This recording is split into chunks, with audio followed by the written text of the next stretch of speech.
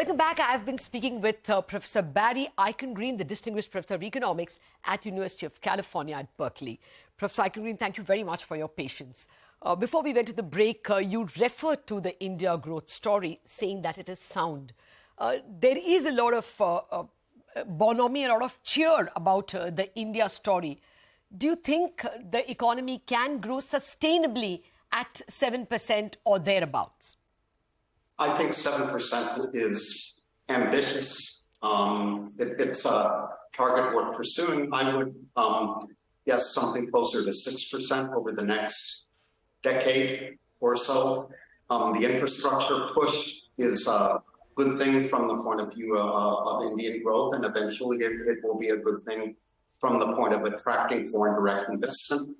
India will benefit from friendshoring. In other words, we've already seen Apple move some of its iPhone assembly from China to India, and with better infrastructure, I think we can see more such movement by other companies. The wild card is new technology. I wonder whether artificial intelligence, generative AI, is good or bad for the Indian economy. In other words, AI is going to be able to do a lot of the high-tech things that are currently being done in India, including coding and a variety of other high-tech services. So whether the Indian economy will be able to capitalize on those new technologies or not, as I said, I think is a wild card.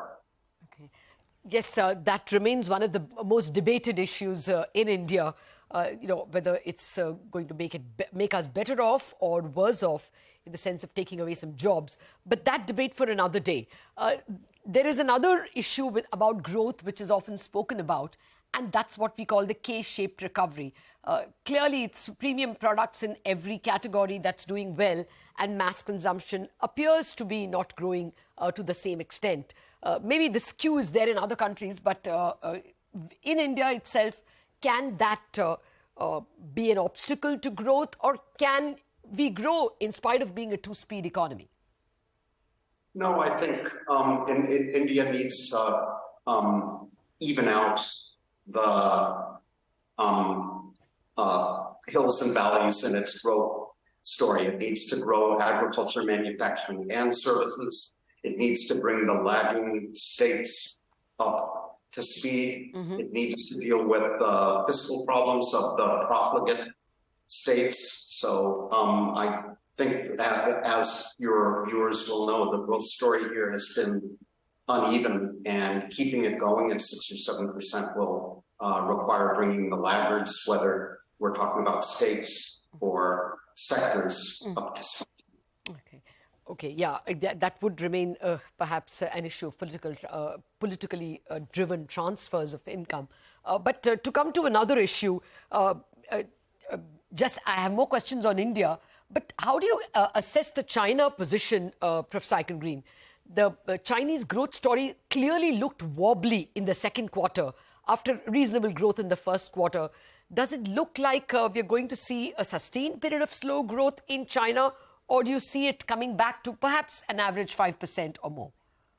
I think China is still enough of a planned economy, and the authorities have enough policy levers to prevent a very serious growth slowdown from being sustained. So I would expect the economy to come back.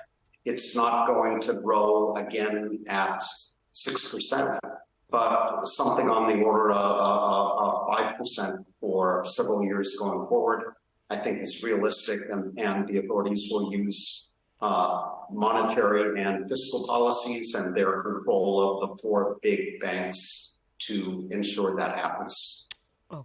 Okay, well, now let me come back to the India story. More from the currency angle. There has been a lot of dissatisfaction, especially after the United States de-recognized the Russian reserves. A bit of a fear if all reserves have to be kept in US dollars. There's been a flight to gold in some central banks. Do you see the dollar position getting threatened at all as an international medium of exchange or as a reserve currency?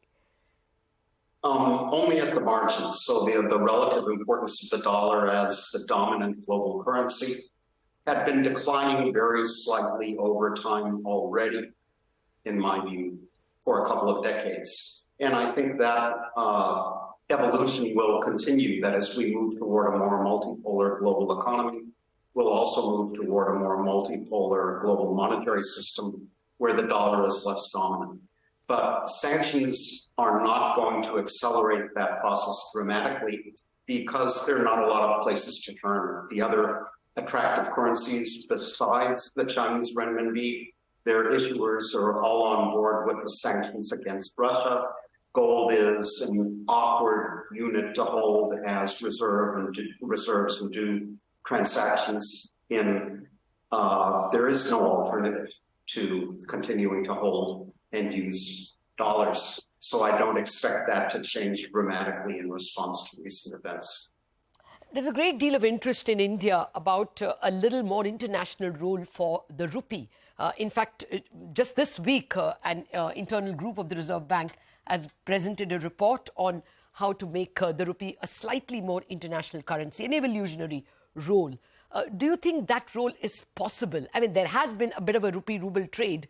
The buying of crude from Russia has been without using the dollar for obvious reasons. But is it possible that there can be a bigger role, international role for the rupee, especially if central bank digital currency were to develop? As the relative importance of the dollar in the global monetary system has declined, what we've seen is a growing role for a variety of other currencies like the Canadian dollar and the Australian dollar, even the South Korean won. So in principle, there is no reason why the rupee couldn't be added to that list. It wouldn't become a dominant global currency, but it could be used more widely in international payments as markets in Indian government bonds and other assets become more liquid and payments become more fluid. But as we say, Rome was not built in a day. It will take years, maybe even decades, for that transition to be completed. Oh, yes. I guess even the Reserve Bank of India group report is looking for an evolutionary role. But there is that desire to make the rupee a medium of exchange, at least for countries like Sri Lanka, for Middle Eastern countries with which India has a lot of trade. There is, of course, a problem that India runs a deficit with many of these countries, and hence the problem of their accepting the rupee. But to come back to where we began, Professor Eichengreen, when do you expect the Fed to start cutting? Do you think it happens, say, in a year? If we see a recession at the end of this year or beginning of next year in the United States, the Fed will start cutting. If we avoid any kind of landing and the economy continues to grow, we're going to have to see how inertial core inflation remains. The Fed could pause again and it could stay on hold for a while into next year. Okay. All right. Well, that's what a large part of the equity markets are betting on. The risk rally is betting on an early shift, an early pivot, probably a couple of more hikes, as you pointed out, but a cut probably early next year and with some luck later this year itself. Professor Eichengreen, it's been a pleasure speaking with you. Thank you very much for joining us and giving us your take on the global economy and on the Indian economy as well. Good to be with you.